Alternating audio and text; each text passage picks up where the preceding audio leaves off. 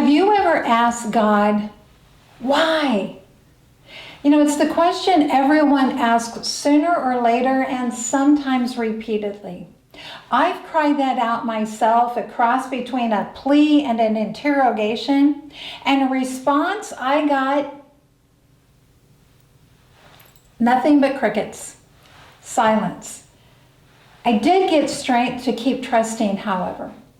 In my message, Why God? Trusting when answers don't come, I share from my own agonizing personal experiences, but much more importantly, from people in the Bible, including most notably Jesus himself, who cried out those words from the cross. And following those up with that later statement of, Father, into your hands I commit my spirit, we realize that that was the greatest declaration of faith of all time. And Christ himself gave us an example to follow. You know, we're going to ask that word, but we don't have to let that word have the last word, even when heaven is silent. Your listeners will be empowered in this message to keep fighting the good fight of faith, even when there's no answer but silence.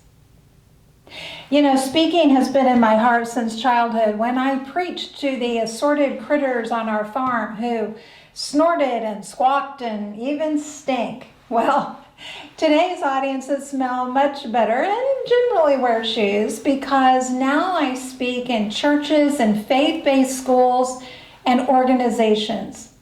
I want to see generations fully engaged in God's grand story. In addition to this message, I have 3 messages for a dynamic women's retreat and a trio of talks specifically for parents that can make a great parenting conference.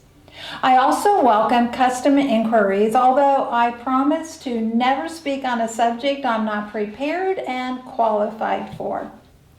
You can learn all about my speaking and my podcast and other resources on my website, stephaniepresents.com. Together, we can help your people realize their immeasurable, eternal, and irreplaceable impact.